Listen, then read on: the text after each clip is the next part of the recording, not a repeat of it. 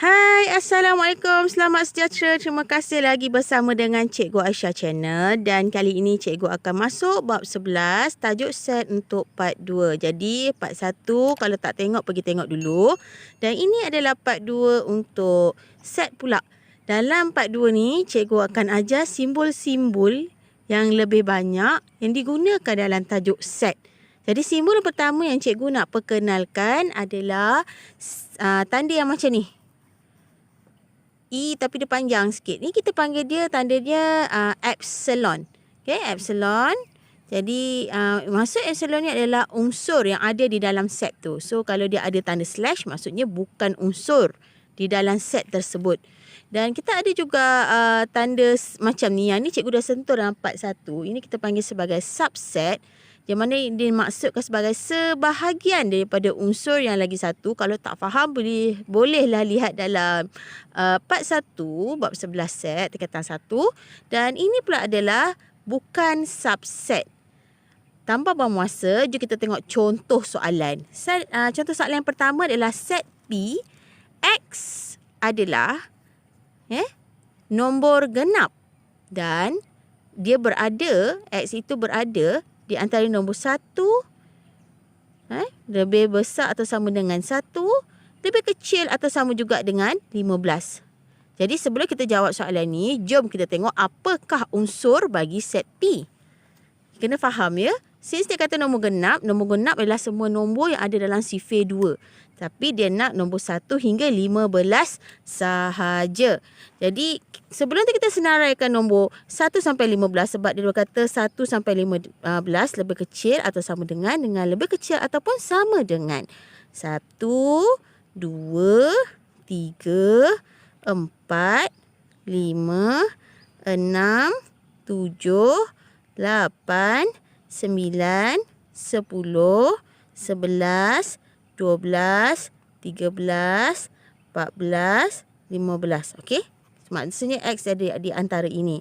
Tetapi persoalannya bukan dia nak semua nombor ini. Dia nak nombor genap. Ya? Jadi ke 1 dengan 15 ni termasuk ya kerana dia kata lebih kecil atau sama dengan, lebih besar atau sama dengan dan lebih kecil atau sama dengan. Jadi 1 dengan 15 ni termasuk. Tetapi dia nak nombor genap. Nombor genap jadi kita bulatkan mana nombor genap yang ada dalam sifir 2.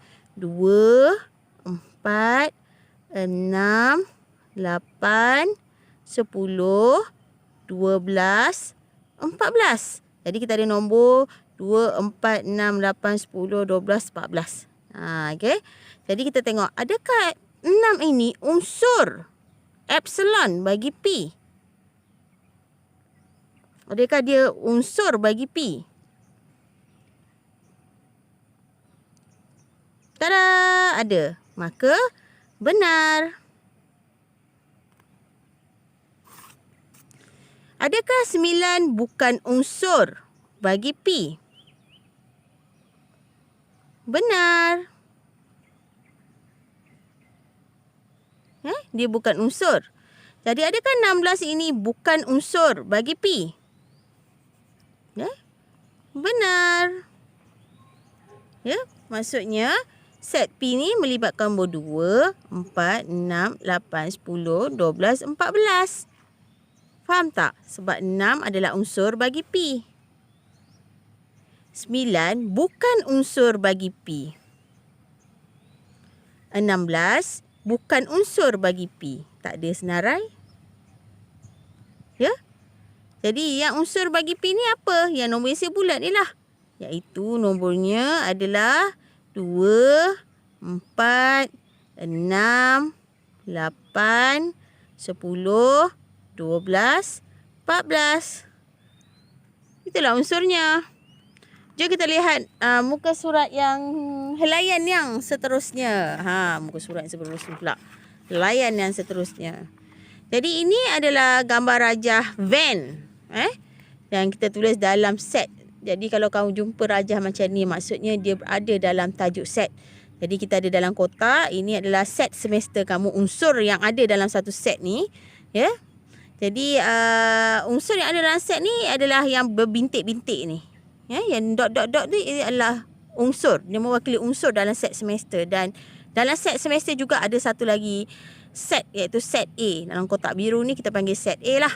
Dan yang titik bintik ni adalah unsur dalam set semester, dan yang dalam A ni pula adalah unsur bagi set A. Sebab dalam kotak A ada unsur bagi set A.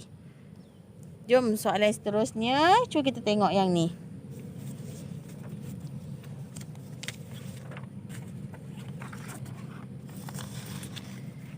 Raja di bawah menunjukkan gambar Raja van. So, saya lukis gambar Raja van ni. Nampak ni, tanda ni. Okey. Lepas tu, nyatakan A set semester. Okey. Set semester kamu ada apa? Ada 1, 4, 5, 3, 2, 6. Jadi, kita nak tulis set semester kamu ada 1, 2, 3, 4, 5, 6. Okay. Set A. Set A yang ada dalam kotak A ni saja. Ya, yang dalam kotak A ni. So, kita ada 1, 4 dengan 5. Okay. 1, 2, 4, 5. Set B. Set B ada kat sini. Ni set B ni sebenarnya ni. Yang dalam kotak A ni kita panggil set B. Jadi, set B kita ada 5 saja. Apakah hubungan set A dan set B? Set B adalah sebahagian daripada set A. Maka kita tulis B adalah subset kepada set A. Itu cara kita tulis. Ya, subset kepada set A. Ya. Rasanya itu saja untuk part 2 tajuk set. Kita ulang kaji sikit. Kita kenal simbol-simbol. Ini mewakili unsur, bukan unsur. Subset, bukan subset. Iaitu sebahagian lah maksudnya. Dan ini adalah kaedah menulis set. Dan since dia kata nilai dia adalah antara 1 hingga 15, kita tulis dulu. Dan kita tengok yang mana satu nombor genap kita bulat. Jadi dia kata 6 adalah unsur bagi P. Jadi yang mana yang bulat tu itulah unsur. 6 ya. 9 bukan unsur. 16 pun bukan unsur kerana 16 ini sudah lebih daripada 15, bukan unsur. 9 ini nombor ganjil, bukan nombor genap. Dan saya juga ada cerita pasal macam mana kita nak tengok gambar Raja van. So, gambar Raja van ni juga kita kena kenal lah. Ini maksudnya set semester. Dan dalam set ni kita ada unsur yang diwakili oleh titik-titik ni. Ya. Kadang-kadang dalam set semester juga ada subset. Ada subset ataupun ada set yang lain. Kita panggil set A lah kat sini sebab saya labelkan set A. Dan dalam set A pun ada unsur juga dalamnya. Oh, saya lupa nak cerita sikit pasal unsur perlengkap. Unsur perlengkap ialah unsur yang bukan berada di dalam set tersebut. Contohnya kat sini unsur perlengkap. Ini set A. So, ni dia berada di luar A. Maka ini adalah unsur pelengkap. Maksudnya selain daripada set A tu, kita panggil unsur pelengkap. Dia ada tanda koma sikit kat atas. Maksudnya 8, 9, 7 adalah unsur pelengkap bagi A. Selain daripada dalam kotak A ni. So, simbol dia macam ni. Kita boleh tulis lah. Unsur pelengkap maksudnya 7, 8, 9. Betul. Okey, yang ni saya lupa nak cerita tadi. Dan ini juga adalah contoh yang saya cerita tadi. Contoh gambar Raja van yang menyatakan mana satu set semester, mana satu set A, set B, dan juga hubungan antara set A dengan set B. Macam mana kita nak tulis dalam menggunakan simbol. Okey, itu saja dalam part ni. Saya harap pelajar boleh faham. Kalau tak faham, boleh komen. So, kita boleh spread the knowledge. Jangan lupa like, share, subscribe video cikgu. Nantikan video cikgu yang seterusnya dalam bab 12.